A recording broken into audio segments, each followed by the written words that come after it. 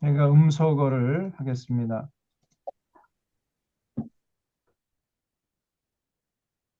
음, 네.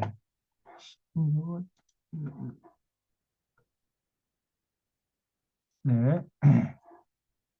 음, 오늘은 에스겔서 4장 할 차례죠? 에스겔서 4장.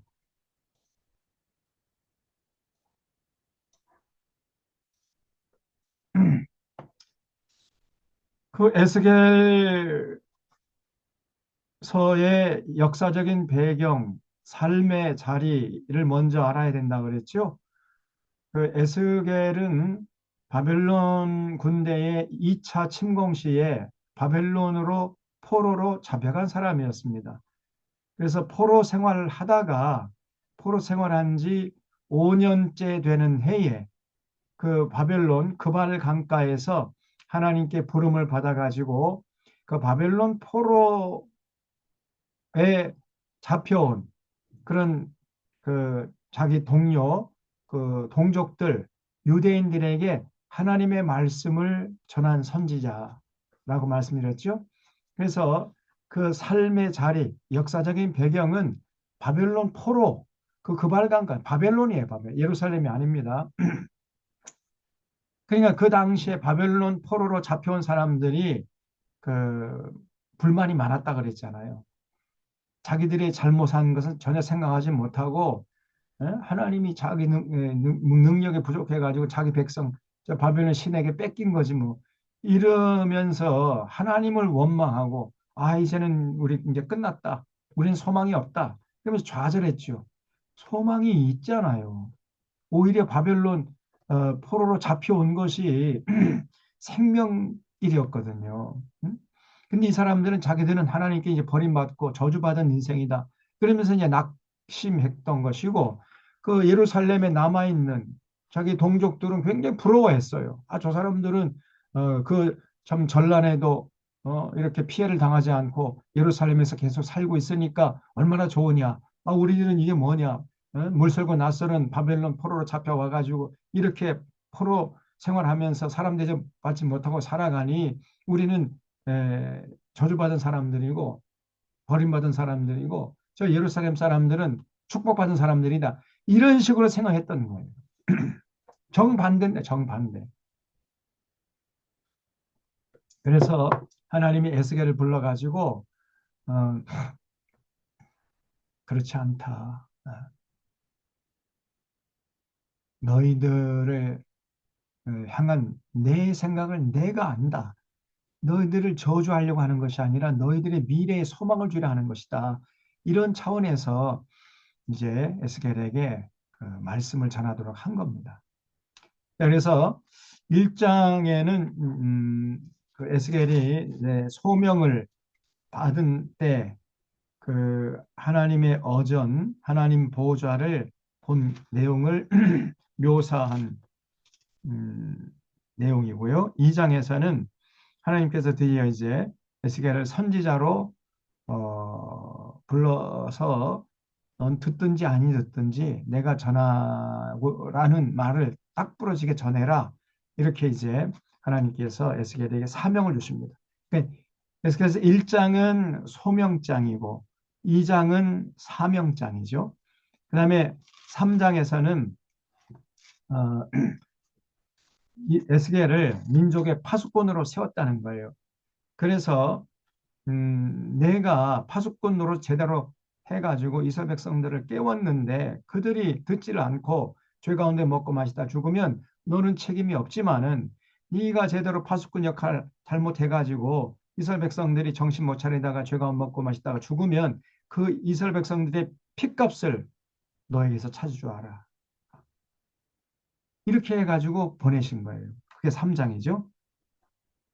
자, 오늘 4장부터 하겠습니다. 그 4장에서는 에스겔의 퍼포먼스, 그래서 이스라엘이 심판받을 것임을 말로 전하는 것보다도 어떤 그 퍼포먼스를 했어요. 행동으로 어, 메시지를 전하는 것이죠. 그래서 어, 여기 4장 1절에 너 인자야 토판을 가져다가 그것을 내 앞에 두고 한 성읍 곧 예루살렘을 그 위에 그리고 성읍을 에워싸되 그것을 향하여 사다리를 세우고 그것을 향하여 흙으로 언덕을 쌓고 그것을 향하여 진을 치고 그것을 향하여 공성퇴를 둘러 세우고 또 철판을 가져다가 너와 성읍 사이에 두어 철벽을 삼고 성을 포위하는 것처럼 에워싸라. 이것이 이스라엘 족속에게 징조가 되리라. 자, 이렇게 이제 예표적인 행동을 하라고 그랬어요. 그리고 또 너는 왼쪽으로 누워 이스라엘 족속의 죄악을 짊어지되 내가 눕는 날 수대로 그 죄악을 담당할지니라. 내가 그들의 범죄한 횟수대로 내게 날수를 정하였나니 곧 390일이니라. 너는 이렇게 이스라엘 족속의 죄악을 담당하고 그 수가 차거든 너는 오른쪽으로 누워 유다 족속의 죄악을 담당하라. 내가 내게 40일로 정하였나니 하루가 1년이니라. 됐죠? 그러니까 왼쪽으로 누워서 이스라엘. 여기 이스라엘은 북이스라엘을 말하는 거죠. 북이스라엘.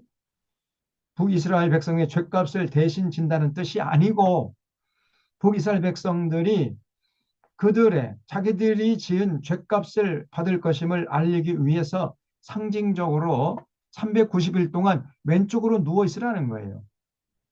근데 하루가 1년이라는 겁니다. 그러니까 390이죠. 390년 동안 지은 죗값을 앞으로 받을 것이다. 그런 메시지를 전하기 위해서 왼쪽으로 390일 누워 있으라는 거예요. 퍼포먼스를 하라는 것입니다. 그리고 그 다음에 끝나면은 오른쪽으로 또 40일을 누워 있으라는 거예요. 이 40일은 40년을 말하는 건데 하루가 1년이니까요. 이거는 남유다 백성들이 지은 죗값을 받는 횟수를 말한다는 거예요. 그래서 왼쪽으로 390일, 오른쪽으로 40일을 누워 있어라. 그러니까 도합 며칠이에요? 430일이죠. 그러니까 이 430일이면 1년 2개월 정도 됩니다. 그 에스겔이 1년 2개월 동안 누워 있다는 거예요. 여러분 그 한 달만 침대에 누워 있어 봐요. 근육 다 빠져버립니다. 그리고 뭐 욕창이 생기고 난리 나잖아요. 근데 이 1년 2개월을 누워 있으라고 하니 얼마나 에스겔이 고통스러웠겠느냐 말이죠. 그것을 그 이렇게 누워 있으라고 하는 거는 이스라엘 백성들이 지은 죗값을 대신 받는다는 얘기가 아니고요. 잘 들으세요. 대신 받는 얘기가 아니고 장차 이스라엘 백성들이 이렇게 혹독한 죗값을 받게 될 것이라는 것을 상징적으로 메시지를 전하기 위한 퍼포먼스였다는 것을 잊지 마세요. 죗값을 대신 받는다는 얘기 아닙니다. 그래서 지금 그러면 북이스라엘 백성들을 위해서 390년, 남유다 백성들을 위해서 40년, 40일을 누워 있어라. 이렇게 말씀했는데 이게 도대체 무슨 뜻이냐? 이게 다양한 해석이 있어요. 남북 왕국의 분열이 BC 930년이었거든요. 그다음에 북이스라엘이 멸망한 게 BC 721년 아수르 제국에서 망했잖아요. 그걸 빼면은 209년이 됩니다. 그래서 사실 390년이 아니라 190년이라는 거예요. 190년을 390년으로 잘못 이렇게 표기를 했다. 이렇게 주장하는 사람들이 있어요. 사실 또 실제적으로 그 70인역이라는 게 구약 성경에 그 헬라어로 된 그 번역본이 있는데 70인역에는 190일로 돼 있어요. 여기 390일이 아니라 190일로 돼 있습니다. 이래서 이런 해석이 하나 있고 또 두 번째는 390 플러스 40 하면 430이잖아요. 그러니까 과거 애굽에서 고난받던 430년처럼 아수르하고 바벨론에게 430년 동안 고난받게 될 것이라는 이런 뜻으로 하나님께서 390일 또 40일 누워있어라 이렇게 말씀했다고 해석을 하는 이런 사람도 있고요. 또 세 번째 입장은 남북 왕국의 분열이 BC 아까 930년이라고 그랬죠.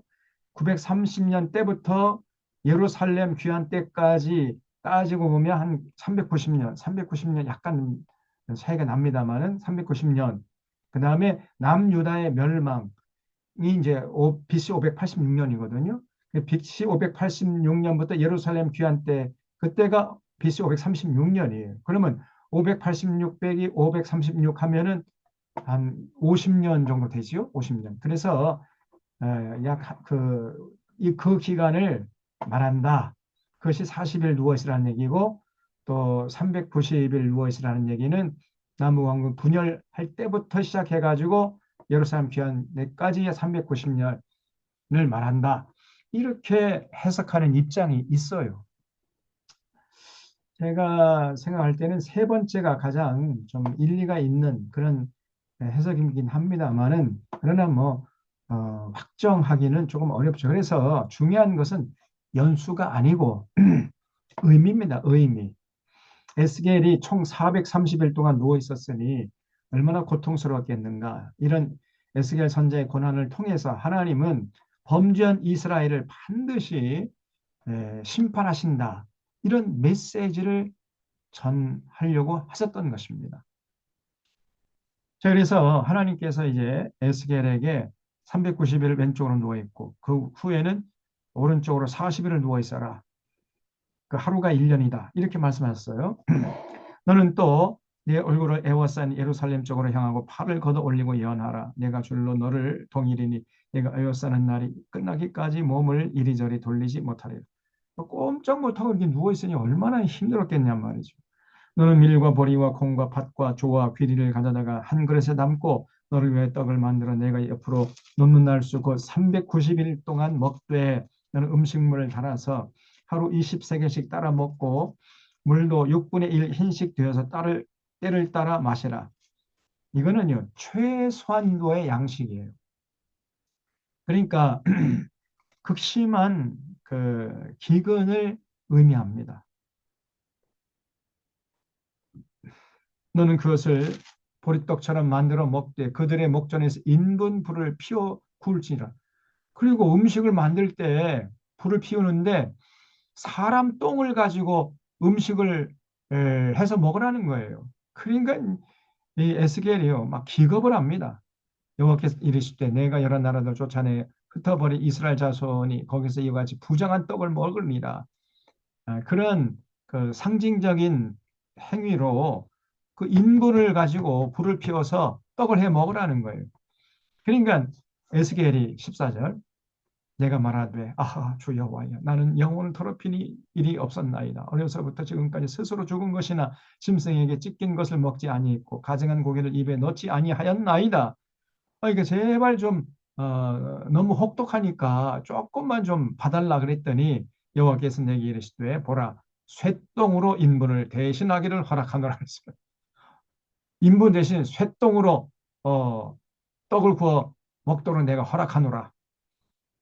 이렇게 말씀했어요. 너는 그것으로 떡을 구울지니라 또 내게 이르시되 인자야 내가 예루살렘에서 의로야 하는 양식을 끊으리니 백성이 근심 중에 떡을 달아 먹고 두려워 떨며 물을 되어 마시다가 떡과 물이 부족하여 피차에 두려워하며 떨며 그 죄악 중에서 쇠폐하리라. 자, 이런 퍼포먼스를 하라고 그랬는데 그러면 에스겔이 이런 퍼포먼스를 할 때 그것을 보는 사람은 누구였습니까? 예루살렘 유대인이었어요. 바벨론 포로로 잡혀온 유대인이었어요. 그렇죠? 예루살렘이 유대인이 아니라 바벨론 포로로 잡혀온 유대인들이었단 말이에요. 왜냐하면 그 에스겔의 그 육체가 있는 몸이 예루살렘이 아니라 그 바벨론의 그발 강가였잖아요. 그러니까 이런 퍼포먼스를 통해서 지금 메시지를 전하는 대상은 예루살렘의 유대인이 아니고 바벨론 포로 잡혀온 유대인들이었단 말이에요. 그러니까 지금 이런 퍼포먼스를 통해서 하나님께서 바벨론 포로 잡혀온 사람들에게 너희들이 저주받는 자가 아니라 예루살렘에 남아있는 그 사람들이 저주받은 사람들이야. 이런 메시지를 지금 전하고 있는 거죠.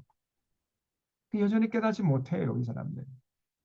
너희들은 오히려 바벨론 포로에서 어?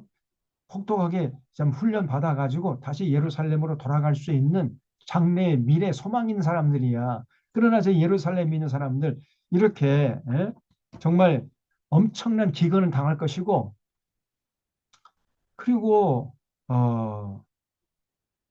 짐승에 에, 찢겨서 죽음을 당하기도 하고 굶어 죽기도 하고 전염병에 걸려 죽기도 하고 칼에 맞아 죽기도 하고 오히려 저 예루살렘에 남아있는 사람들이 당할 그 고통이라는 것은 말로 형용할 수가 없다는 거예요. 제가 그거를 온 몸을 통해서 퍼포먼스를 하라 그랬어요. 그리고 그 퍼포먼스를 보고 있는 사람들은 지금 바벨론 포로로 잡혀온 유대인이었단 말이에요. 이해가 되시죠? 자, 그 다음에 5장. 너 인자야, 너는 날카로운 칼을 가다다가 삭도로 삼아 내 머리털과 수염을 깎아서 저울로 달아 나누어 두라. 그 성읍을 애워싸는 날이 차거든. 그 성읍은 예루살렘 성읍이죠. 너는 터럭 3분의 1은 성읍 안에서 불사르고 3분의 1은 성읍 사방에서 칼로 치고 3분의 1은 바람에 흩으라. 내가 그 뒤를 따라 칼을 빼리라. 너는 터럭 중에서 조금을 내 옷자락에 싸고 또 그 가운데서 얼마를 불에 던져 사르라. 그 속에서 불이 이스라엘 온 족속에게로 나오리라. 그뿐 아니라 예루살렘에 남아있는 이 이스라엘 백성들, 그 유대인들이 앞으로 어떤 꼴을 당하냐. 그 성읍 사람들이 3분의 1은 여기 보세요. 어, 그 해석이 지금 여기 뒤에 나오는데 어, 어쨌든 여기 5장 1절부터 4절 말씀을 요약해서 설명을 드리면은 하나님께서 에스겔의 몸에 있는 모든 털을 다 뽑으라 그랬어요. 머리털도 뽑고 수염을 다 깎아가지고 그 털을 모아가지고 3등분을 하라는 거예요. 3등분. 그래서 그 3분의 1은 성읍에서 어, 불질러 가지고 태워버리고 3분의 1은 성읍 사방에서 칼로 잘라버리고 그다음에 3분의 1은 바람에 흩어버리라는 거예요. 자, 이게 그럼 무슨 뜻이냐? 무슨 뜻이냐면요. 여기 11절에 나오죠. 그러므로 나 주여와가 말하노라. 내가 나의 삶을 두고 맹세하노니 내가 모든 미운 물건과 모든 가증한 일로 내 성소를 더럽혔은즉 나도 너를 아끼지 아니하며 궁휼을 베풀지 아니하고 미약하게 하니 너희 가운데 3분의 1은 전염병으로 죽을 것이다. 그러니까 성읍 안에서 불사르는 사람들은 전염병으로 이제 죽을 사람을 상징한다는 거죠. 그리고 전염병으로 죽으며 기근으로 멸망할 것이고 3분의 1은 너의 사방에서 칼에 엎드러질 겁니다. 3분의 1은 칼에 맞아 죽을 사람들을 의미하는 것이고 또 그 털의 3분의 1 바람에다 흩으라 하는 것은 뭘 의미하느냐? 3분의 1은 내가 사방에 흩어버리고 그 뒤를 따라가며 칼로 한 놈씩 한 놈씩 도륙할 것을 상징하는 것이라는 거예요. 그러니까 예루살렘에 남아있는 사람들 지금 안심하고 좋다고 지금 쾌재 부를 계제가 아니라는 것입니다. 이런 그 퍼포먼스를 지금 누가 보고 있다고 그랬지요? 예루살렘 사람은 아니고 바벨론 포로로 잡혀온 유대인들. 유대인들은 자기들은 저주받고 예루살렘 사람들 부러워하면서 저 사람들 복받은 사람이다. 이렇게 생각하고 있는데 그게 아니라는 거예요, 지금.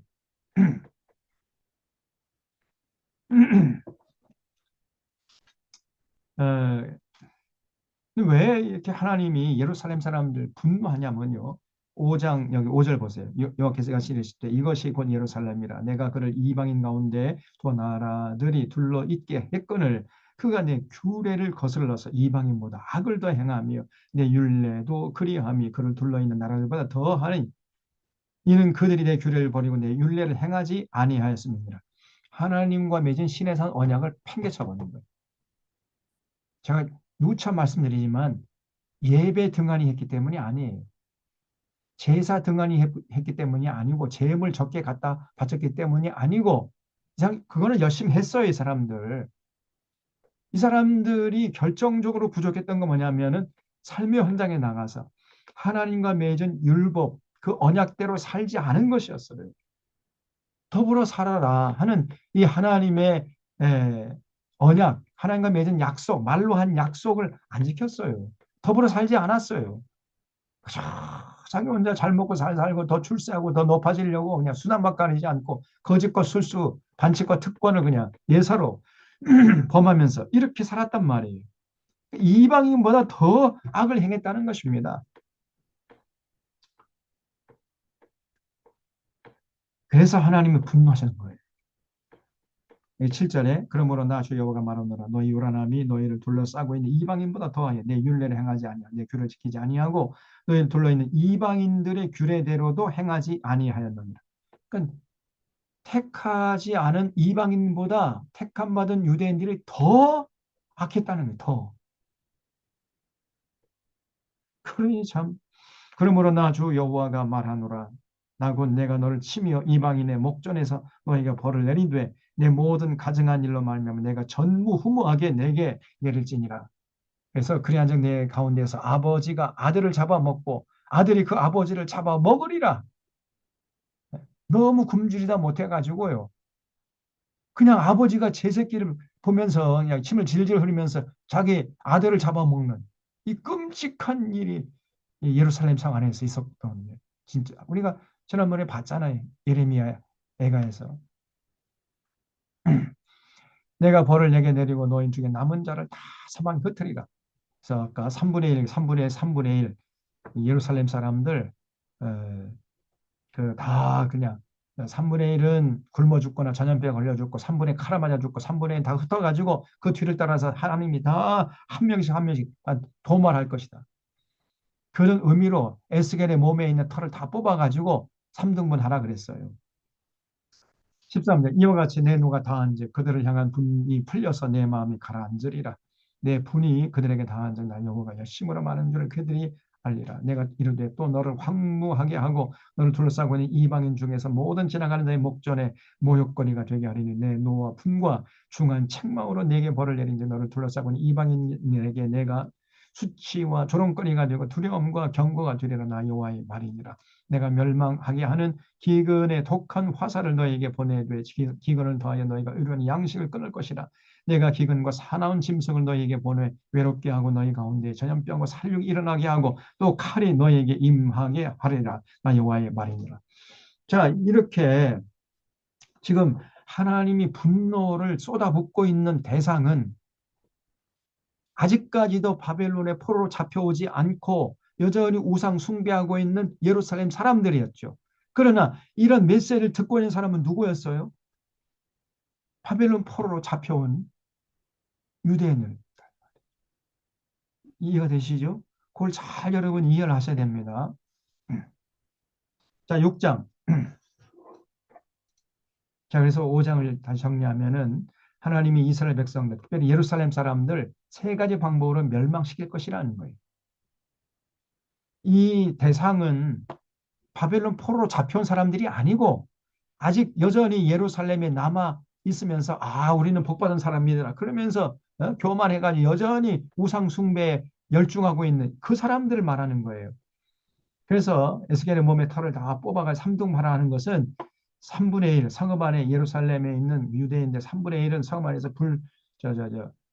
전염병이나 기근으로 굶어 전염병이나 기근으로 죽을 것이고 3분의 1은 사방에서 칼에 엎드릴 것이고 3분의 1은 사방에 흩어버리고 그 뒤를 따라가며 칼을 빼겠다는 상징적인 행위였던 거예요. 자, 그 다음에 6장입니다. 여호와의 말씀이 내가 임하여 이르시되 이 인자야 너는 이스라엘 산을 향하여 그들에게 예언하여 이르기를 여기 이스라엘 산은 예루살렘이죠. 그러니까 지금 에스겔은 어디에 있어요?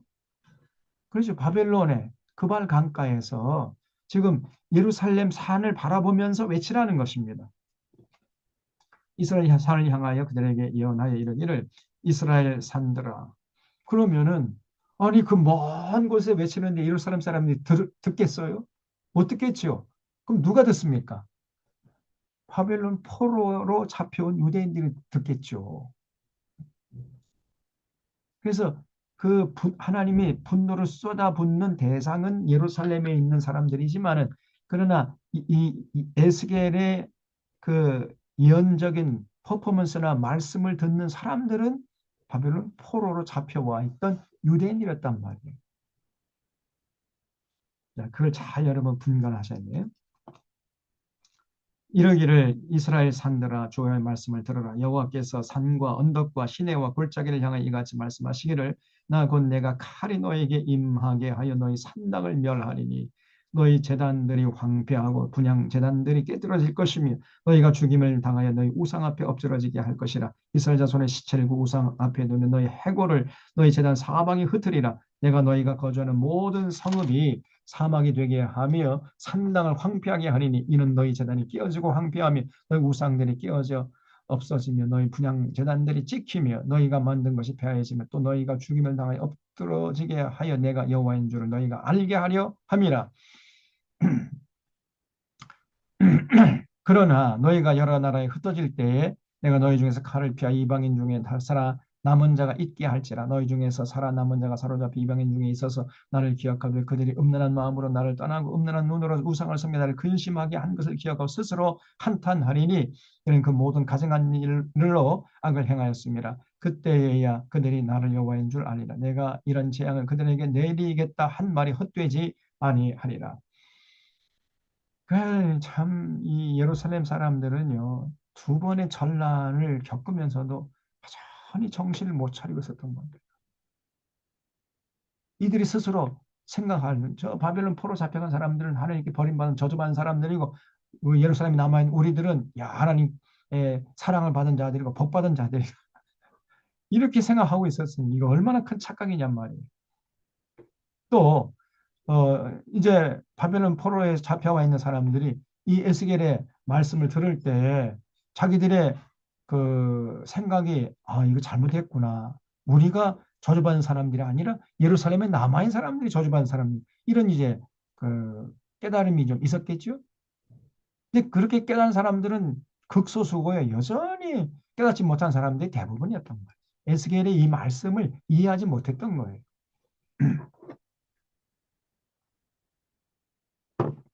11절에 주 여호와께서 이같이 이르시되 너는 손뼉을 치고 발을 구르며 말할지어다. 이거는 기뻐서 하는 것이 아니라 너무 안타깝고 또 참 그 분노스럽고 그래서 하는 행동입니다. 손뼉을 치고 발을 구르며 발을 굴면서 말하라는 거예요. 이 기쁨의 탄성을 외치는 것이 아니라 너무 안타깝고 어, 분노스러운 그런 상황이기 때문에 그런 것이란 말이죠. 왜냐하면은 지금 전혀 예루살렘 사람들이 정신을 못 차리잖아요. 그러면서 자기들은 이제 복받은 사람이다. 하나님, 우리들은 그 두 번의 환란 속에서도 참 고통을 당하지 않게 하셨으니까 우리는 복받은 사람. 이런 착각을 하고 있었고 예루살렘 포로로 잡혀간 사람들은 또 자기들 스스로 저주받은 사람이라고 낙심하고 그러니 이게 얼마나 참 저주스러운 상황이냔 말이에요. 얼마나 이게 안타깝고 분노스러운 상황이냔 말이에요. 착각도 이런 착각이 없는 거죠. 그래서 너는 손뼉을 치고 발을 구르며 말할지어다. 오호라 이스라엘 족속이 모든 가증한 악을 행함으로 마침내 칼과 기근과 전염병에 망하되 먼데 있는 자는 전염병에 죽고 가까운 데 있는 자는 칼에 엎드러지고 남아 있어 애워싸인 자는 기근에 죽으리라. 이같이 내 진노를 그들에게 이룬즉 그 죽임당한 시체들의 그 우상들 사이에 제단 사방의 각 높은 고개 위에 모든 산 꼭대기에 모든 푸른 나무 아래에 무성한 상수리 나무 아래 곧 그 우상에게 분양하던 곳에 있으리니 내가 여호와인 줄을 너희가 알리라. 내가 내 손을 그들 위에 펴서 그가 사는 온 땅 곧 광야에서부터 디블라까지 황량하고 황폐하게 하리니 내가 여호와인 줄을 그들이 알리라 그랬어요. 자, 그다음에 7장입니다. 그 에스겔이 이제 임박한 종말을 예언했어요. 여기 7장 1절에 보면 여호와의 말씀이 내게 임하여 이르시되 너 인자야 여호와께서 이스라엘 땅에 관하여 이같이 말씀하셨느니라.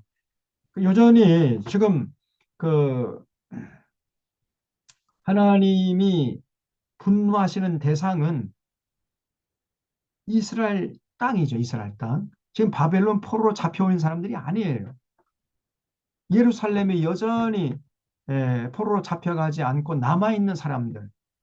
그 사람들에 대해서 지금 하나님이 지금 분노의 말씀을 쏟아붓는 겁니다. 7장 2절에 인자여 여호와께서 이스라엘 땅에 관하여 이같이 말씀하셨느니라. 끝났도다. 이 땅 사방의 일이 끝났도다. 이제는 내게 끝이 이르렀나니 내가 내 진노를 내게 나타내어 내 행위를 심판하고 내 모든 가증한 일을 보응하리라 그랬죠. 여기 내게 끝이 이르렀나니에 줄을 쳐주십시오. 이 정말 끝이 이르는 거죠. 여러분 바벨론이 이제 2차 침공하고 3차 침공을 이제 하게 되는데 2차 침공과 3차 침공 사이에 기간이 11년이라는 간격이 있었다 그랬어요. 11년 만에 세 번째로 다시 쳐들어온 거예요. 그러면 에스겔이 지금 바벨론 포로로 잡혀온 지 5년째 되는 해에 하나님께 부름을 받았으니까 이제 몇 년만 있으면은 바벨론 군대가 세 번째 쳐들어가는 거예요. 6년만 있으면 세 번째 쳐들어가가지고 예루살렘이 이제 완전히 무너질 판이에요. 그러니까 끝이 이르는 거죠, 이제.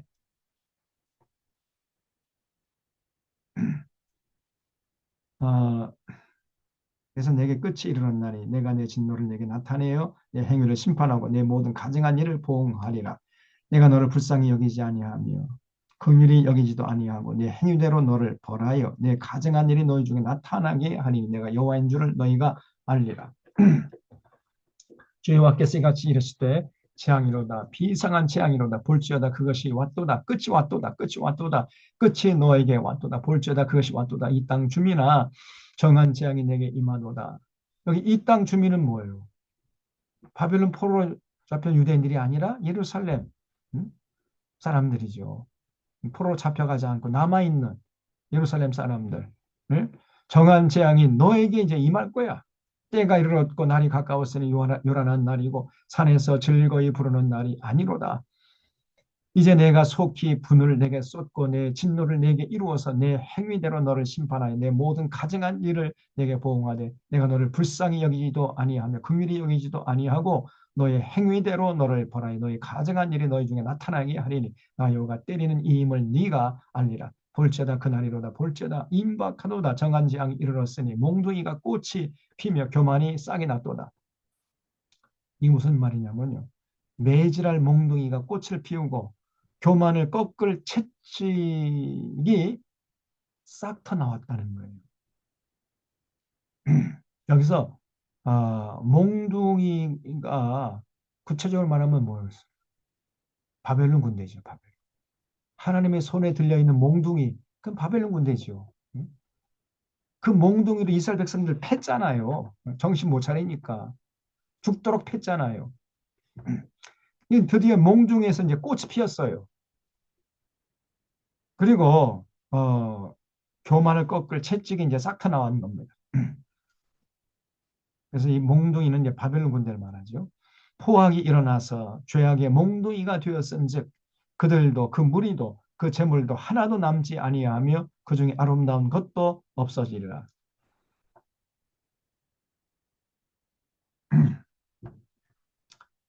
어, 여기 포악이 일어나서 죄악의 몽둥이가 됐다 하는 것은 그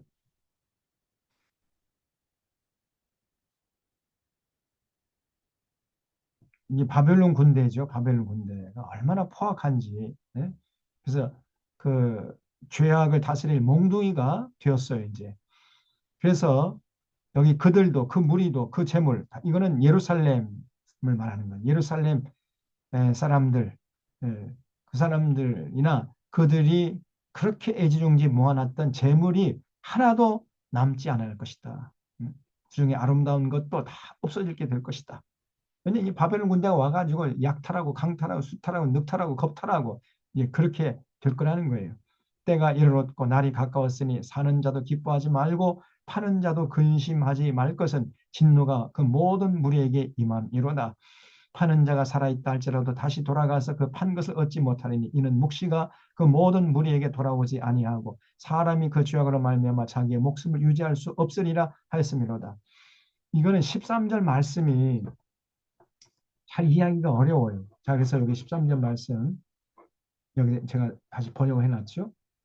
이게 뭐냐면 그 13절의 온전한 번역이 뭐를 하면은 이런 뜻이에요. 이 땅의 모든 무리에게 보여준 묵시는 돌이킬 수가 없어요, 이제는. 하나님이 이제 절대 안 돌이켜요. 그래서 지금 예루살렘 사람들을 심판하겠다고 보여준 그 묵시는 이제는 돌이킬 수가 없습니다. 그리고 사람이 죄를 짓고서는 어느 누구도 자기 목숨을 구제할 수 없으리라. 이런 뜻이에요. 13절이. 하는 자가 살아있다 할지라도 다시 돌아가서 그 판 것을 얻지 못하리니 이는 묵시가 모든 무리에게 돌아오지 아니하고. 이게 무슨 말이냐 이게. 번역이 조금 부족하죠. 그래서 이 땅의 모든 무리에게 보여준 묵시는 돌이킬 수가 없다. 그리고 사람이 그 죄악으로 말미암아 자기 목숨을 유지할 수 없으리라. 죄를 짓고서는 어느 누구도 자기 목숨을 부지할 수가 없을 것이다. 이런 뜻이에요. 자, 그래서 하나님이 예루살렘 사람들, 자기들은 복받은 사람이라 착각하고 있는, 그리고 여전히 우상숭배 정신을 다 팔리고 있는 이 사람들 가만두지 않고 바벨론 군대를 보내가지고 쓸어버리겠다. 이런 예시. 14절에 그들이 나팔을 불어 온갖 것을 준비했을지라도 전쟁에 나갈 사람이 없나니 이는 내 진노가 그 모든 무리에게 이르렀습니다. 그러면 바벨론 군대가 쳐들어오니까 그때서야 허겁지겁 이제 전쟁을 준비해도 전쟁에 나갈 사람이 없는데 뭐. 이미 뭐 좀 쓸만한 사람들 바벨론 포로로 다 잡혀갔는데.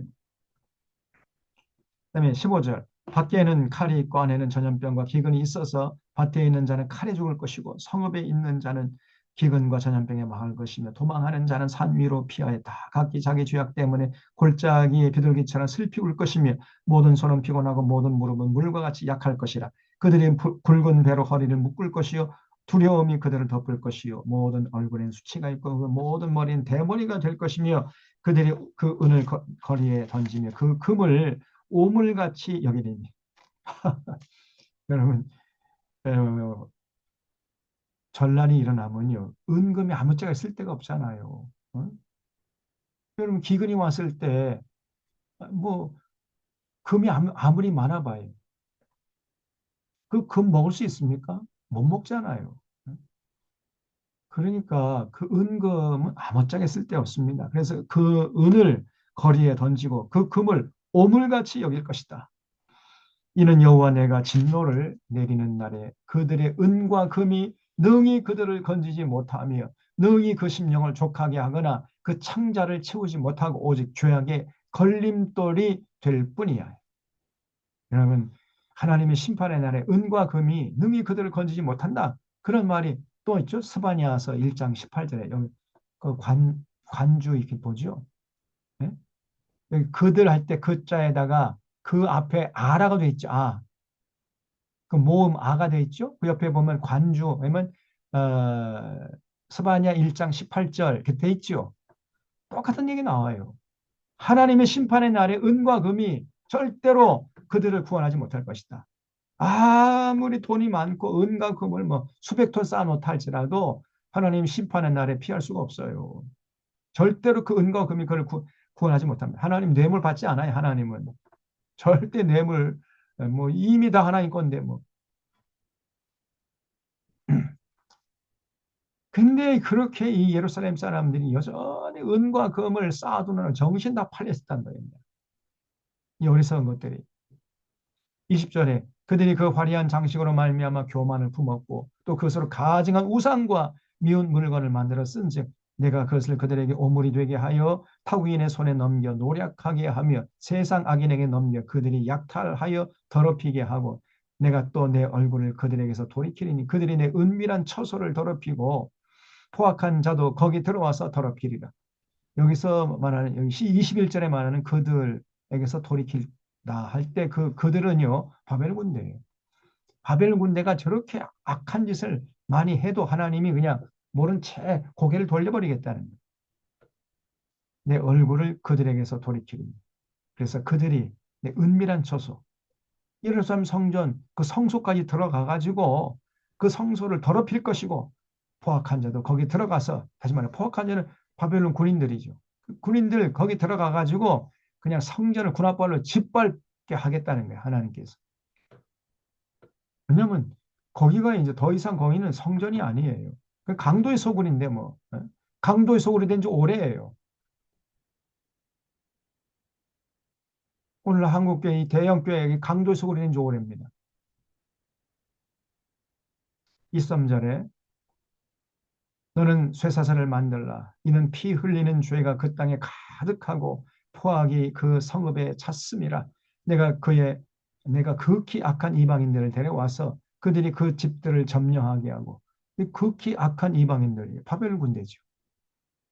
그 집들을 점령하게 하고 강한 자의 교만을 그치게 하리니 그들의 성소가 더럽힘을 당하리라. 패망이 이르리니 그들이 평강을 구하여도 없을 것이라. 환난에 환난이 더하고 소문에 소문이 더할 때에 그들이 선지자에게서 묵시를 구하나 헛될 것이며 제사장에게는 율법이 없어질 것이고 장로에게는 책략이 없어질 것이며 왕은 애통하고 고관은 어, 놀람을 옷 입듯 하며 주민의 손은 떨리리라.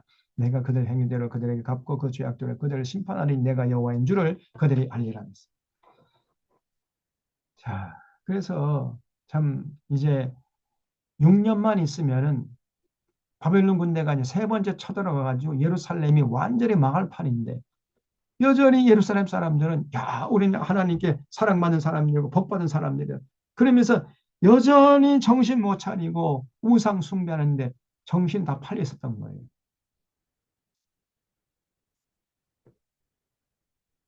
그리고 이런 말씀을 듣고 있는 바벨론 포로로 잡혀와 있던 유대인들은요,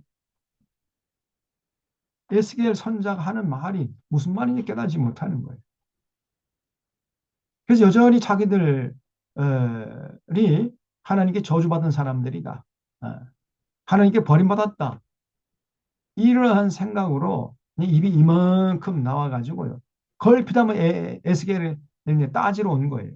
그래서 8장에 보면 이제 그 내용이 나옵니다. 여섯째 해, 여섯째 달 초닷새에. 이거 뭐냐면 이 숫자는 바벨론 포로로 잡혀온 지 여섯째 되는 여섯째 달 초닷새. 그러니까 6년째 되는 6월 5일에 그런 말이죠. 6월 5일에 이제 에스겔이 나는 집에 앉았고 유다 장로들, 이 유다 장로는 누구예요? 바벨론 포로로 잡혀온 유다 장로들이죠. 예루살렘 장로들이 아닙니다. 바벨론 포로로 잡혀온 중에서 그 포로들 중에서 이제 장로들이 있었겠지요. 그 장로들이 따지러 온 거예요. 내 앞에 앉았는데 왜 앉았겠어요? 따지러 앉은 거예요. 도대체 우리가 뭐 때문에 이렇게 잡혀왔는지, 예? 우리는 이제 완전히 버림받은 거냐? 그리고 우리는 완전히 저주받은 건지, 도대체 왜 우리를 이렇게 저주하셨는지 네가 섬기는 하나님께 한번 여쭤봐라. 그러면서 이제 따지러 앉았던 거예요. 그러니까 7장까지 말씀을 에스겔이 전했어도 그 당시에 바벨론 포로 잡혀온 사람들이 이해하지 못했다는 것을 알 수 있어요. 여기서. 그렇잖아요. 에스겔이 무슨 말을 하고 있는지조차 모르고 있었습니다. 그래서 나는 집에 앉았고 유다 장로들은 내 앞에 앉았는데 주 여호와의 권능이 거기서 내게 내리기로 내가 보니 불같은 형상이 있더라. 그 허리 아래의 모양은 불같고 허리 위에는 광채가 나서 단쇠 같은데 그가 손 같은 것을 펴서 내 머리털 한 모숨을 잡으며 주의 영이 나를 들어 천지 사이로 올리고 하나님의 환상 가운데서 나를 이끌어 예루살렘으로 가서 안뜰로 들어가는 복향한 문에 이르시니 거기에는 질투의 우상 곧 질투를 일어나게 하는 우상의 자리가 있는 곳이라 그랬죠. 자, 이게 무슨 말이냐면요. 음, 이제 에스겔이 바벨론 포로로 잡혀 크발 강가에서 살면서 하나님의 말씀을 전하고 있었잖아요. 포로 잡혀온 유대인들에게. 근데 그 에스겔이 전한 말씀을 깨닫지 못하고 예루살렘 사람들이 복받은 사람들이 아니라 좀 저주받은 사람들이다. 그런 말을 전해도 잘 못 깨닫고 자기들이 저주받은 사람이라고 생각하고 또 따지러 온 거예요. 씩씩거리면서 딱 에스겔 앞에 앉아 있어요. 근데 이제 에스겔은 그 나이가 30세밖에 안 됐다 그랬잖아요. 그러니까 어쩌다가 이렇게 포로 잡혀왔는지 잘 몰라요. 그래서 하나님이 이제 급하시니까 그 에스겔의 머리털, 머리털을 그냥 쑥 잡아 뽑았어요. 그래서 이거는 에스겔의 육체는 그냥 그 자리에 따지러 는 장로님들 앞에 이렇게 에스겔이 앉아 있을 거 아닙니까? 그래서 육체는 그냥 있고 영혼만 쑥 뽑은 거예요, 영혼만. 영혼만 쑥 뽑아가지고 에스겔의 머리채를 잡고 그냥 순간적으로, 어, 예루살렘으로 데려간 거예요.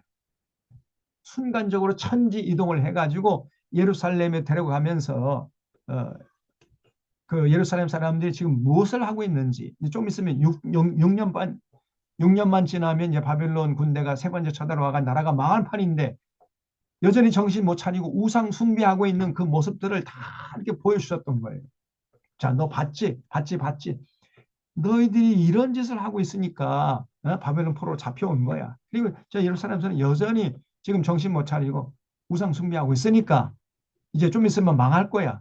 이거를 따지러 온 장로들에게 가서 전해주라. 그것이 8장이에요.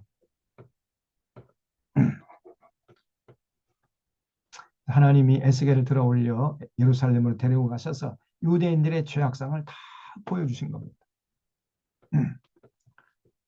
음, 여기 보시면은 그 이 내용, E.T.에 나오는 내용인데, 영화 E.T. 있잖아요, E.T. 그 영화에 나오는 한 장면인데, 저 하늘에서 그냥 UFO가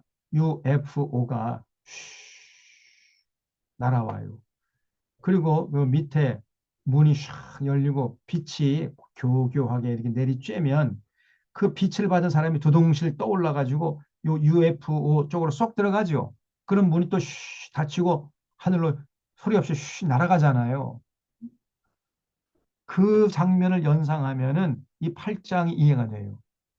하나님이 따지러 온 장로들 앞에 앉아 있는 에스겔의 영혼을 쑥 뽑아 가지고 순간적으로 천지 이동을 한 거예요. 에스겔의 육체는 지금 바벨론에 있어요. 그냥 바벨론에 있는데 영혼만 쑥 뽑아가지고 지금 예루살렘으로 데리고 가서 여전히 우상 숭배하고 있는 이 예루살렘의 유대인들 다 포기했던 겁니다. 그것이 8장이에요.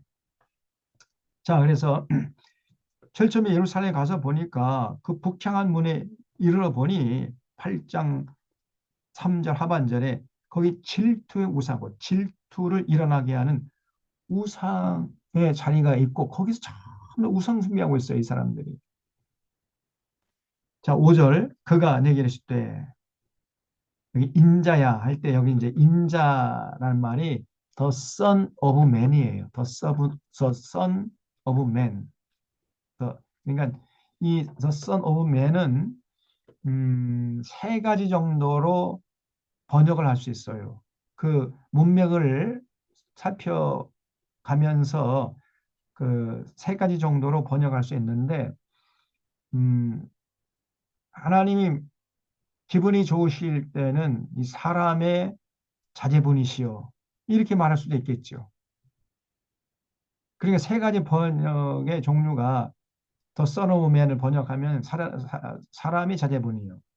또 아주 기분 나쁠 때는 이 사람의 새끼야 이렇게 번역할 수도 있겠죠. 문맥에 따라서. 그 다음에 또 세 번째는 이 사람의 자식아. 이게 평범한 그런 번역이죠. 근데 지금 여기 분위기로 보면은 저는 문맥을 살피면 지금 이 분위기가 하나님이 지금 기분이 좋습니까? 나쁩니까? 기분이 굉장히 나쁜 상황이죠. 그러니까 이 사람의 새끼야. 이렇게 말한 것으로 우리가 해석할 수가 있어요. 근데 그래도 하나님이신데 이 사람의 새끼야. 그렇게 할 리는 없고 그러니까 이 사람의 자식아 이게 가장 적절한 번역이란 말이에요. 가장 적절한 해석이에요. 그래서 앞으로는 이 에스겔서 할 때에 이 인자야 나오면은 이 사람의 자식아 내가 이렇게 왜냐면 그 이 현장 분위기를 여러분에게 전하기 위해서 현장감을 불러일으키기 위해서 제가 사람의 자식아 이렇게 지금 제가 읽을게요. 하나님 기분이 굉장히 나빠요. 그래서 인자야 그러면 그 하나님의 심정이 잘 이해가 안 되잖아요. 이 사람의 자식아 조금 이제 이해가 되죠? 네, 그래서 이 사람의 자식아 이제 너는 눈을 들어 북쪽을 바라보라. 지금 내가 눈을 들어 북쪽을 바라보니 제단문 어귀 북쪽에 그 질투의 우상이 있는 거예요. 예루살렘 한복판에 제단문 어귀 북쪽에 하나님의 마음속에 질투의 불길을 일으키는 우상이 서 있어요. 그가 또 내게 이르실 때 이 사람의 자식아 이스라엘 족속에 행하는 일을 보느냐 그들이 여기에서 크게 가증한 일을 행하여 나로 내 성소를 멀리 떠나게 하느니라. 그걸 주셔주십시오. 가증한 일을 행하여 나로 내 성소를 멀리 떠나게 하느니라. 우리 하나님은 거룩한 분이시기 때문에 그 공동체가 가증한 일 자꾸 하잖아요. 그럼 하나님이 도저히 거기에 계실 수가 없습니다. 우리 하나님은. 그래서 사실은 가증한 일 행하는 것 자체가 하나님을 멀리 떠나게 하는 결과를 낳게 되는 거예요. 지금 대형교가 하는 짓이 지금 하나님 볼 때 크게 가증한 일을 행하는 것입니다. 크게 가증한 일을 행하는 거예요. 그러니까 하나님이 그 거룩하신 하나님이 도저히 그 대형교회에 있을 수가 없어요. 임자실 수가 없습니다. 더럽다 더러워. 그래가지고 하나님이 그냥 멀리 떠나버려. 그들이 하나님 멀리 떠나게 하는 겁니다. 얼마 전에 보니까 은평제일교회인가? 무슨 뭐 목사란 그놈이 무슨 목회하는 교회라는데 서울에 그 은평구 은평제일교회인가 그 있는가 봐요. 완전히 극우 집회를 하고 있어요. 그 뭐 무슨 연극이라고 하면서 음? 그 이재명 그 대통령을 막 잡아 가두고 막 욕을 하면서 그냥 막 패대기 치고 뭐 이런 것을 깔깔 웃고 말이죠. 이런 짓을 교당 그 성스러운 교회당 안에서 그런 연극을 하고 있단 말이죠. 네? 얼마나 가증한 일입니까? 그러면서 윤석열이는 저렇게 찬양을 해야 돼요. 나라를 망케 했던 윤석열은 찬양하고 지금 나라를 올바로 세우려고 하는 저 이재명이를 저주하고 이게 오늘 한국교회 모습이다 그 말이에요. 그저 대형 교회가 이 강도의 소홀이 된 지 오래입니다. 크게 가증한 일을 행하기 때문에 하나님이 도저히 거기 계실 수가 없어요. 날 하여금 내 성소를 멀리 떠나게 하느니라. 얼마나 하나님 이 한맺힌 말씀 아닙니까 이게. 너는 다시 근데 이것도 아무것도 아니래요. 다시 다른 더 큰 가증한 일을 벌이라 하시더라. 그가 나를 이끌고 뜰 문에 이르시기로 내가 본즉 담에 구멍이 있더라. 그가 내게 이르실 때 이 사람의 자식아 너는 이 담을 헐라 하시기로 내가 그 담을 허니 한 문이 있더라.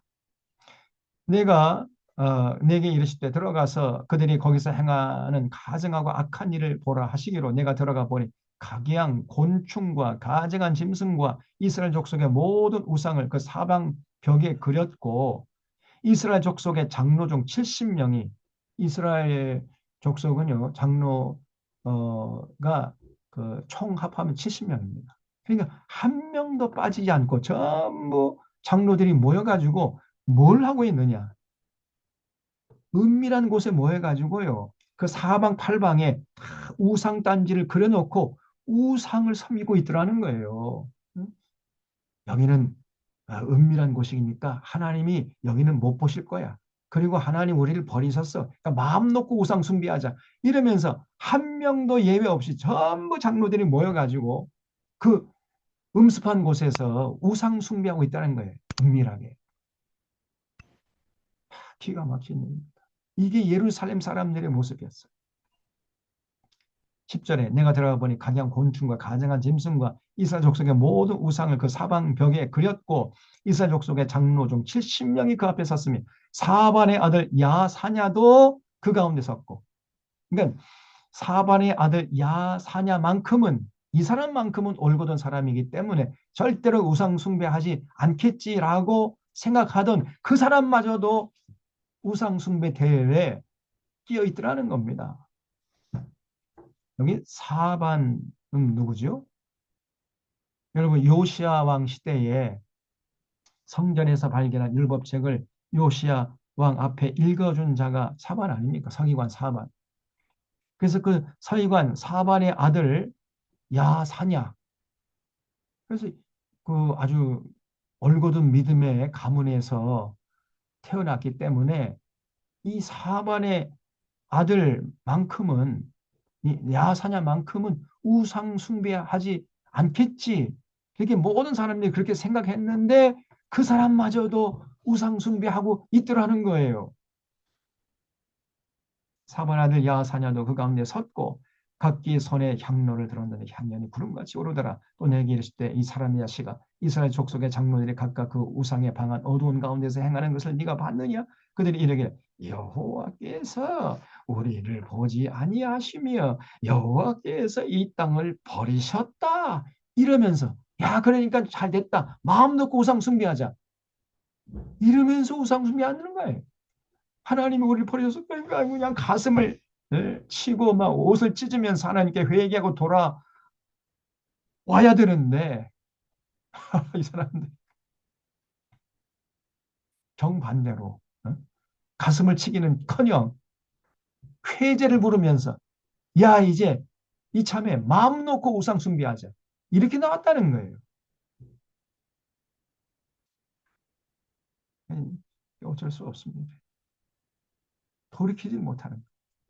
그러니 하나님이 그런 자를 가만두겠냐는 거예요. 여호와께서 우리를 보지 아니하시며 여호와께서 이 땅을 버리셨다. 그러니까 마음 놓고 이제 우상 숭배하자. 이렇게 나오는 겁니다. 또 내게 이르실 때 너는 다시 그들이 행하는 바 다른 큰 가증한 일을 벌이라.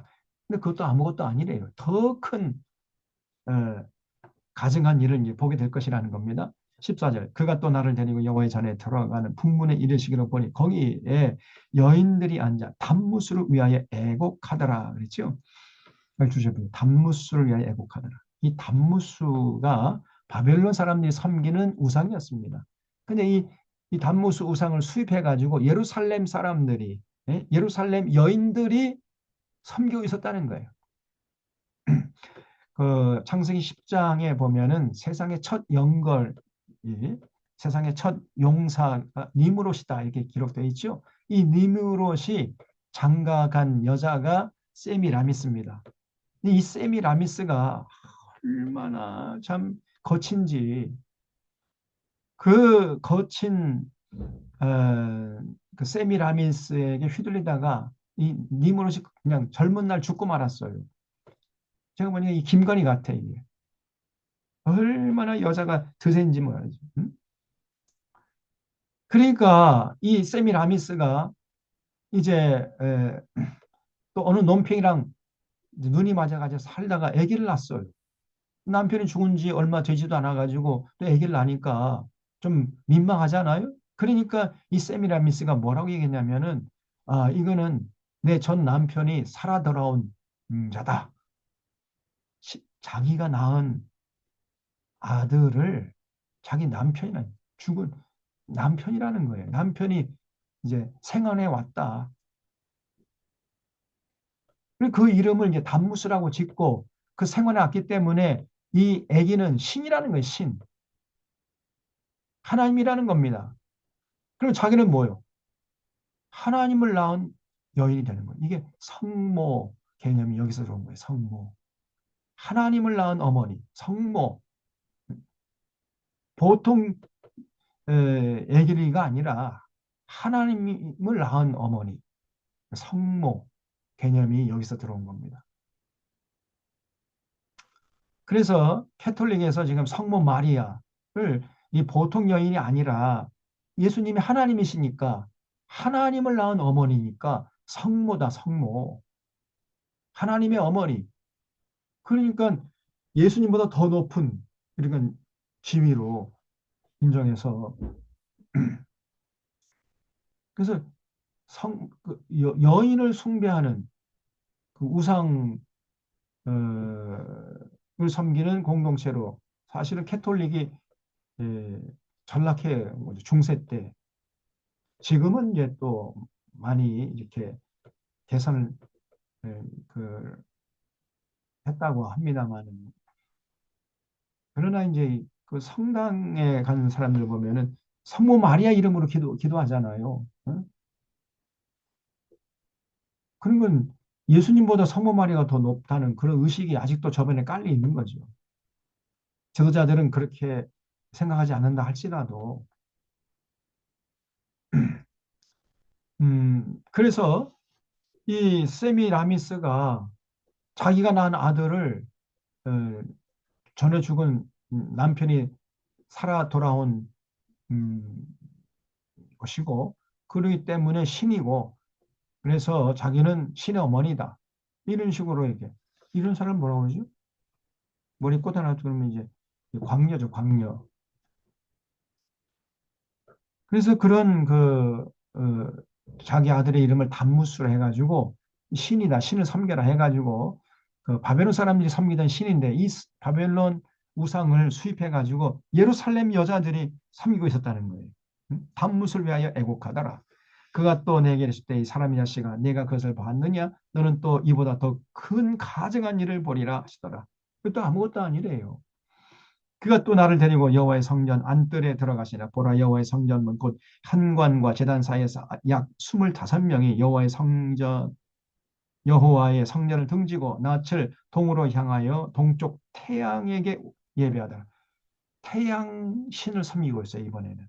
또 내게 이르실 때 이 사람의 자식아 네가 봤느냐 유다 족속이 여기에서 행한 가증한 일을 적다 하겠느냐 그들이 그 땅을 폭행으로 채우고 또다시 내 노여움을 일으키며 심지어 나뭇가지를 그 코에 뒀느니라 그러면 나도 분노로 갚아 불쌍히 여기지 아니하며 긍휼을 베풀지도 아니하리니 그들이 큰 소리로 내 귀에 부르짖을지라도 내가 듣지 아니하리라 했어요. 그러니까 바벨론의 이 두 번의 전란을 피해 가지고 여전히 예루살렘에 살고 있었던 사람들이 자기들은 복받은 사람이다 착각하면서 여전히 우상 숭배하고 있었던 거예요. 그거를 너 이제 봤으니까 이제 따지러 온 바벨론 포로 잡혀온 유다 장로들이 가가지고 알려줘라. 너희들이 이런 짓을 하다가 바벨론 포로 잡혀왔고 지금 예루살렘에 여전히 그런 짓을 하고 있으니까 예루살렘에 좀 있으면 망할 거야. 그걸 전해주라고 그렇게 하나님이 에스겔에게 이제 말씀하시는 거예요. 그래서 에스겔의 영혼을 쑥 뽑아가지고 천이동해서 예루살렘 사람들 여전히 우상 숭배하고 있는 모습들을 다 보여준 겁니다. 그게 8장이에요. 그 다음에 이제 9장에서는 하나님이 그 예루살렘에서 죄악을 인하여 가슴 아파하는 사람들의 이마에 이를 치게 하셨어요.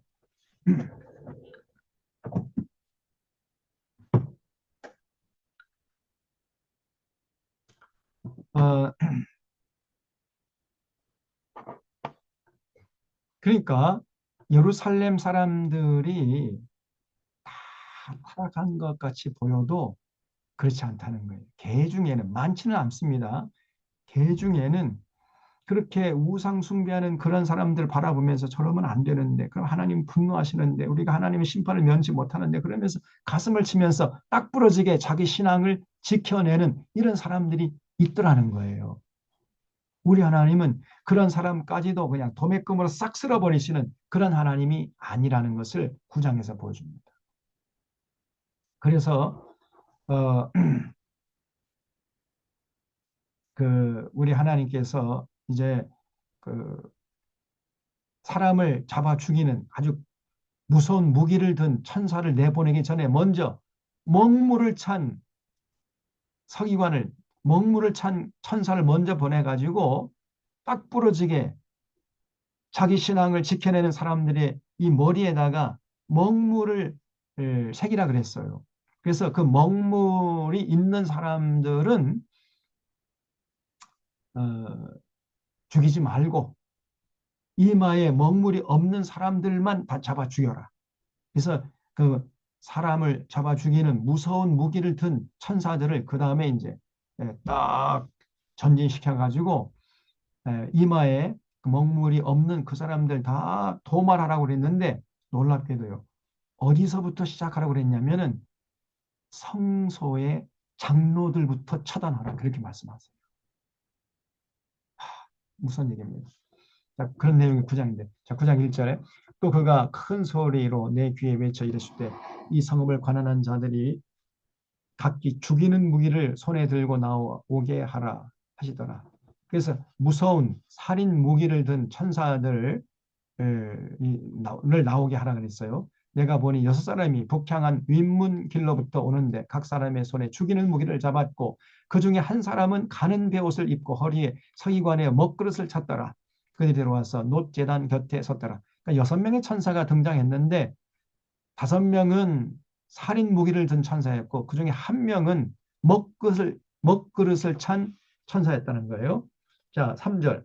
그룹에 머물러 있던 이스라엘 하나님의 영광이 성전 문지방에 이르더니 여호와께서 그 가는 베옷을 입고 서기관의 먹그릇을 찬 사람을 불러 여호와께서 이르실 때 너는 예루살렘 중에 수행하여 그 가운데서 행하는 모든 가증한 일로 말미암아 탄식하며 우는 자의 이마에 표를 그리라 하시고 그래서 그렇게 우상 숭배하는 사람들이 천지백갈인 가운데서도 전혀 우상 숭배하지 않고 자기 신앙을 딱 부러지게 지켜내는 그 사람들. 응? 그래서 그 성업 중에 행하여 그 가운데 행하는 모든 가증한 일, 그 우상 숭배하는 그 일로 말미암아 탄식하면서 가슴을 치면서 우는 그러니까 신앙을 올곧게 지켜내는 그런 사람들이죠. 그 사람들이 이마에 표를 하라고 그랬어요. 표. 먹물을 그리라. 그리고 그들에 대하여 내 귀에 이르시되 너희는 그를 따라 성읍 중에 다니며 불쌍히 여기지 말고 긍휼을 베푸지 말고 쳐서 늙은 자와 젊은 자와 처녀와 어린이와 여자를 다 죽이되 이마에 표 있는 자에게는 가까이 하지 말아라. 예, 성소에서 시작할지니라 하심에 그들의 성전 앞에 있는 늙은 자들로부터 시작하더라. 그러면 늙은 자, 두 글자로 줄이면 뭐죠? 늙은 자, 장로죠, 장로. 길장자, 늙을 노자 아닙니까? 그러니까 그 성전에 성소에 장로님들이 다 모여 있었어요. 그 장로들이 전부 다 우상 숭배자들이었잖아요. 아까 봤잖아요. 그 장로들부터 처단해라. 그러나 그렇게 다 처단하는 와중에서도 그 신앙을 올곧게 지켜내서 그 머리에 먹물을 친 그 사람들은 가까이 하지 말아라. 그 사람 죽이지 말라는 거예요. 그래서 그가 또 그들에게 이르실 때 너희는 성전을 돌입해 시체로 모든 뜰에 채우라. 너희는 나가라 하시매 그들이 나가서 성읍 중에서 치더라. 그들이 칠 때 내가 홀로 있었는지라 엎드려 부르짖어 이르되 아하 주 여호와여 예루살렘을 향하여 분노를 쏟으시오니 이스라엘 남은 자를 모두 멸하려 하시나이까. 그가 내게 이르실 때 이스라엘과 유다 족속의 죄악이 심히 중하여 그 땅에 피가 가득하며 그 성읍에 불법이 찼나니 이는 그들이 이르기를 여호와께서 이 땅을 버리셨으며 여호와께서 보지 아니하신다. 이렇게 말을 하는 놈들이니까 그러므로 내가 그들을 불쌍히 여기지 아니하며 긍휼을 베풀지 아니하고 그들의 행위대로 그들의 머리에 갚으리라 하시더라. 보라 가는 베옷을 입고 허리에 먹을 찬 사람이 복명하여 이르되 주께서 내게 명령하신 대로 내가 준행하였나이다 하더라. 그래서 여러분 우리 하나님은요 절대로 도매금으로 심판하지 않습니다. 심판하실 때는 반드시 케이스 바이 케이스로 한 사람 한 사람 그 사람의 형편을 다 고려하면서 심판하시는 거예요. 도매금으로 싹 쓸어버리신 분이 절대 아닙니다. 그래서 출애굽 12장에서도 6월절 어린 양의 피를 문설주에 바르라 그랬죠. 그래서 그 문설주에 어린 양의 피가 묻어 있는 그 가정은 천사가 그 무서운 살인 무기를 든 천사가 건너뛰었죠. 6월했잖아요. 그래서 6월절 아닙니까? 또 스바냐서 2장에 보면 공의를 행하고 진리를 구하는 자들을 숨겨주시는 하나님, 모의를 힘쓰고 정의를 행하고 진리를 구하는 이런 사람들을 그런 사람을 숨겨주신 다음에 안전한 곳에 숨겨두신 다음에 하나님이 우주적인 심판을 하시겠다. 이런 하나님을 소개한 선지자가 스바냐 선지자잖아요. 우리가 스바야서 살펴봤죠. 또 에스겔서 7장에 보면요. 요한계시록 7장에 보면 에스겔서 9장 내용을 이해해야 이해할 수 있는 그런 내용이 나옵니다. 그래서 하나님의 종들을 이마에 인치기까지 해치지 말라. 하나님이 우중에 심판하기 전에 먼저 이 썩을 세상의 마음 뺏기지 않고 딱 부러지게 예수님 사랑하고 예수님의 뜻을 따라서 살아가는 이런 사람들 이마에 인을 치라 그랬어요. 그래서 그 인친 사람들을 안전하게 숨겨 놓으신 다음에 하나님께서 우주적으로 심판하실 것이다. 그런 말씀이 요한계시록 7장에 나옵니다. 그래서 이 에스겔서 9장을 알아놔야 요한계시록 7장을 이해할 수가 있는 거죠.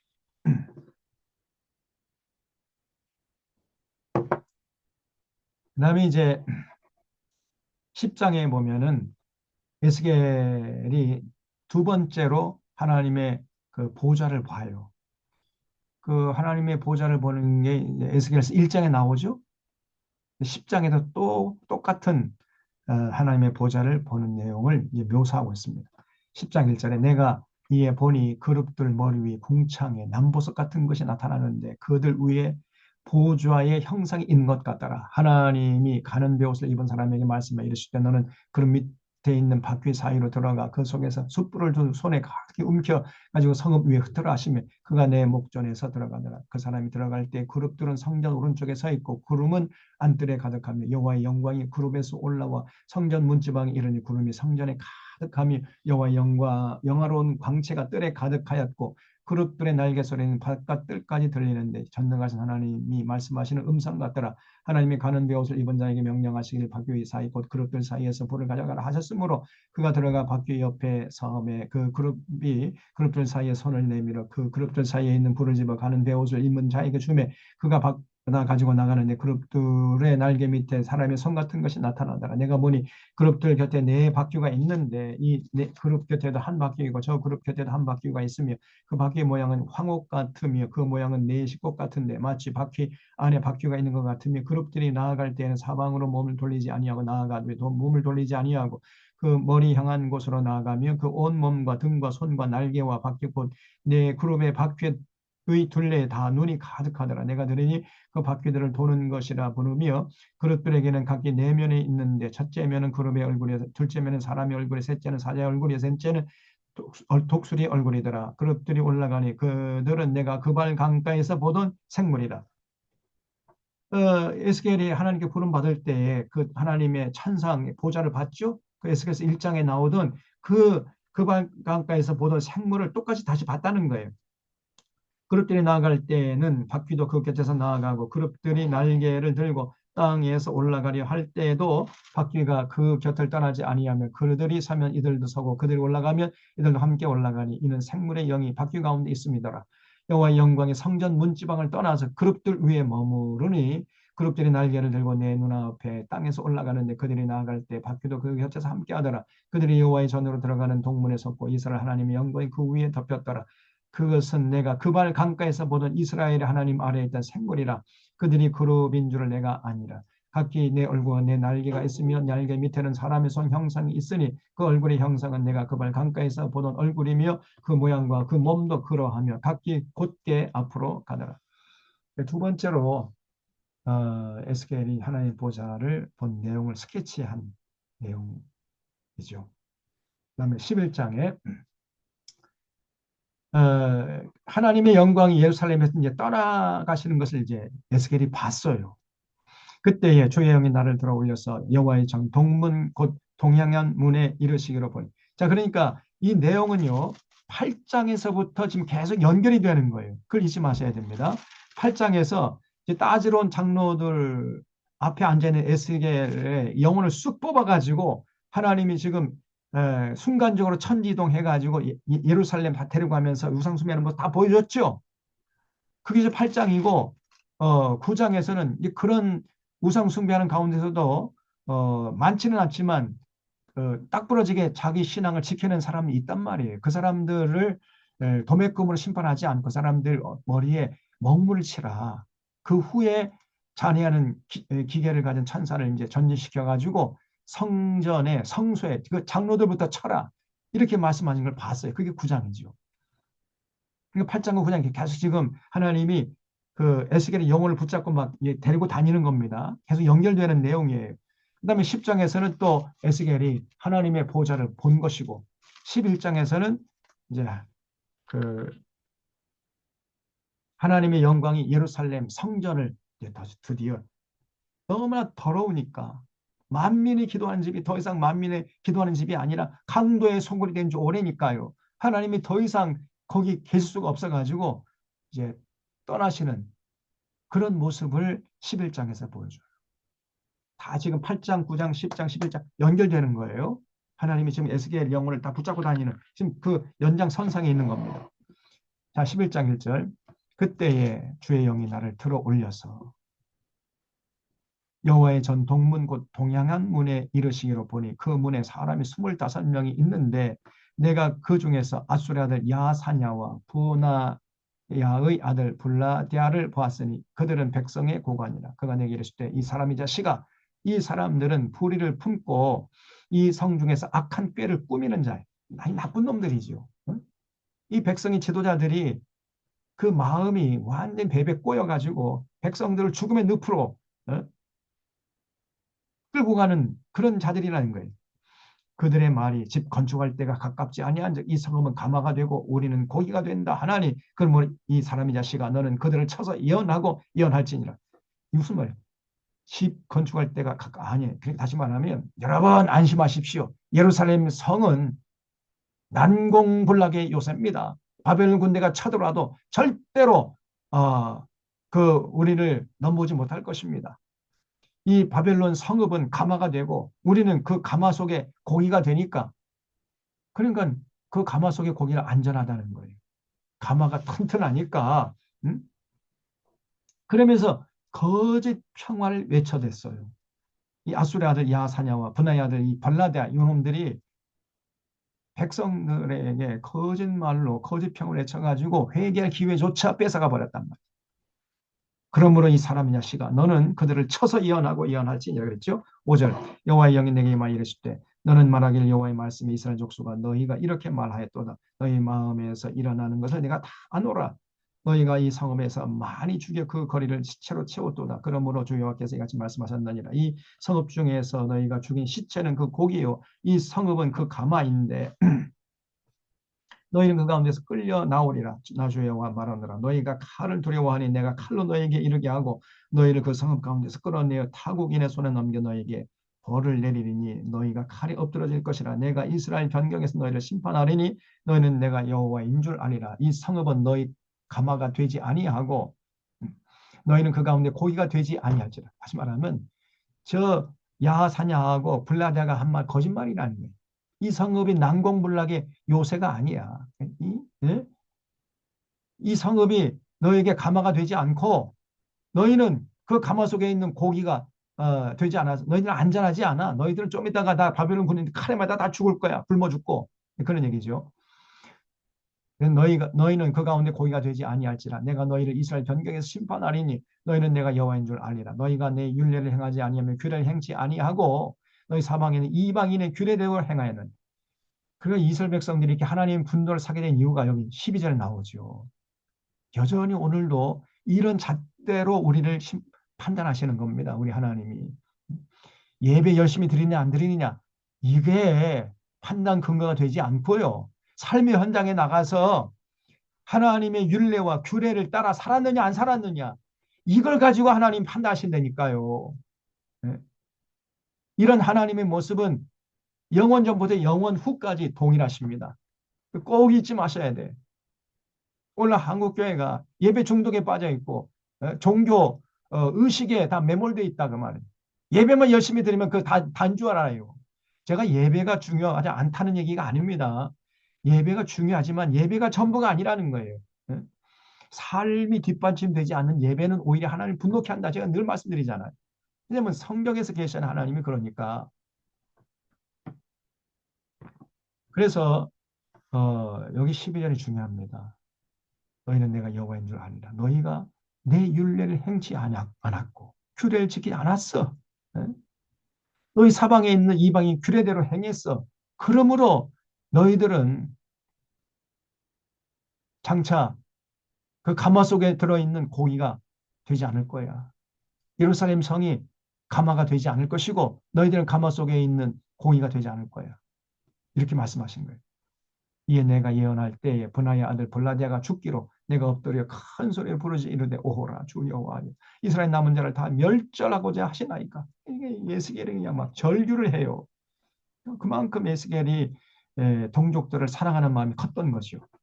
14절에 여호와의 말씀 내게 임하여 이르실 때 이 사람이 자식아 예루살렘 주민 내 형제 곧 내 형제와 친척과 온 이스라엘 족속을 향하여 이르기를 너희 여호와께서 멀리 떠나라 이 땅은 우리에게 주어 기업이 되게 하신 것이라 하였나니.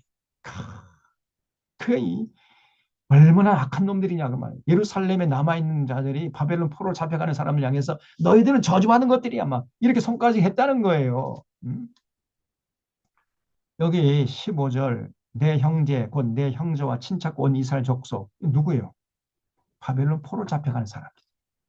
그 사람을 향해서 뭐라고 얘기냐면 너희는 여호와께서 멀리 떠나 이 땅은 우리에게 주어 기업이 되게 하신 것이라. 여기 이 땅은 예루살렘이죠. 너희들은 버림받은 것이고 저주받은 것들이야. 어? 그러니까 바벨론 포로로 거기 잡혀가서 너 거기 포로 생활 죽도록 고생하다 죽어 이것들아. 여기 이 땅은 하나님은 우리에게 주신 땅이야. 그러면서 자기들은 복받은 사람들이고 바벨론 포로 잡혀가는 그 자기 동족들은 저주받은 사람이 그러면서 저주를 퍼부어요. 예루살렘에 남아있는 사람들이. 얼마나 나쁜 놈들이냔 말이야.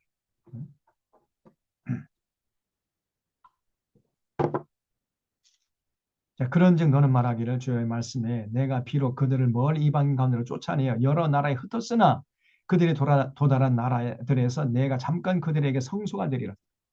오히려 바벨론 포로로 잡혀간 사람들의 성소가 되어주시겠다는 거예요. 하나님이. 바벨론 포로 잡혀간 사람들이 저주받은 사람들이 아니라 미래의 소망 있는 사람들이라는 거예요. 그리고 17절 너는 또 말하기를 주여할 말씀에 내가 너희를 만민 가운데 모으며 너희를 흩은 여러 나라 가운데에서 모아내고 이스라엘 땅을 너희에게 주리라 하셨다 하라. 이렇게 바벨론 포로 잡혀간 사람들에게 전하라고 그랬어요. 그들이 그리로 가서 그들 가운데 모든 미운 물고 모든 가증한 것을 제하여 버릴지라. 내가 그들에게 한 마음을 주고 그 속에 새 영을 주며 그 몸에서 돌 같은 마음을 제거하고 살처럼 부드러운 마음을 주어 내 율례를 따르며 내 규례를 지켜 행하게 하리니 그들은 내 백성이요 나는 그들의 하나님이 되리라. 그러나 미운 것과 가증한 것을 마음으로 따르는 자는 내가 그 행위대로 그 머리에 갚으리나 주여와의 말이니라. 그러니까 당시 사람들이 정반대로 생각했던 거예요.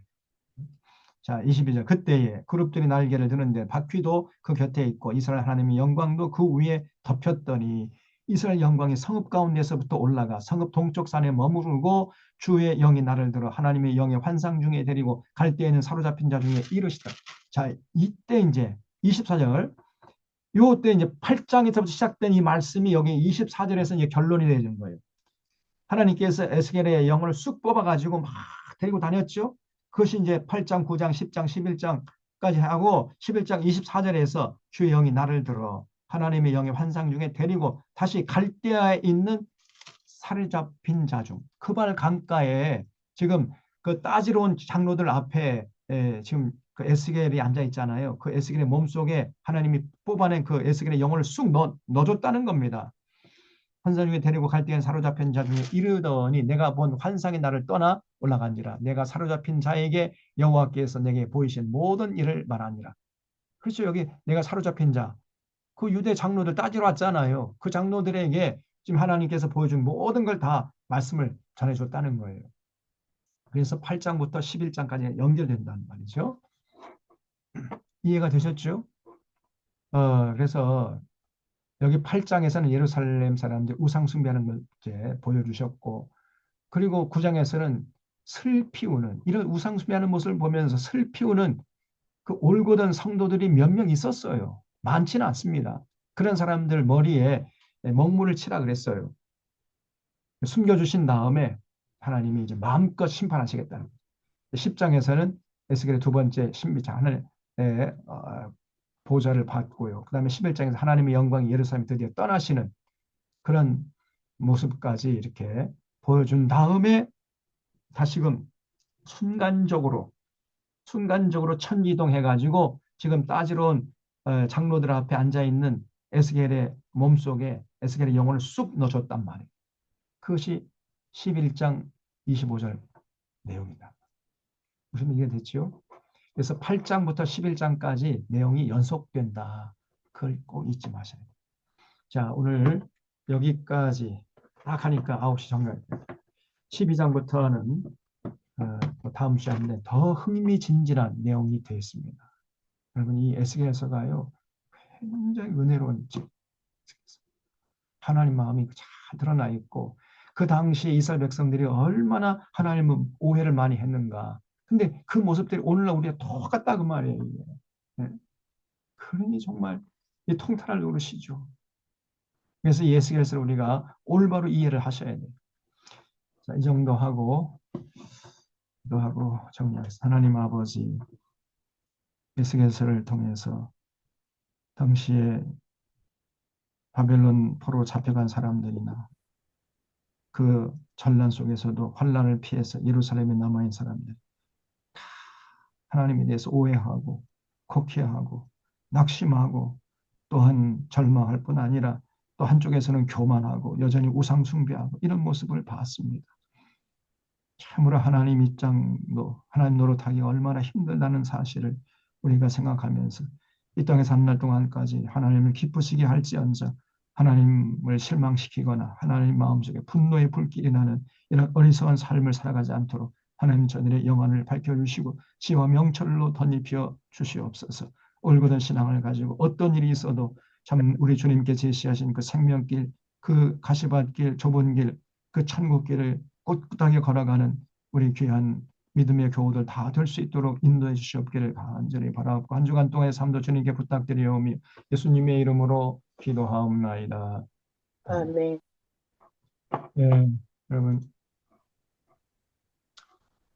한 시간 동안 경청해 주셔서 감사드립니다. 네, 고맙습니다. 잘 고맙습니다. 보내시고요. 수고하셨습니다. 다음 주에 뵙도록 감사합니다, 하겠습니다. 목사님. 예, 수고하셨습니다.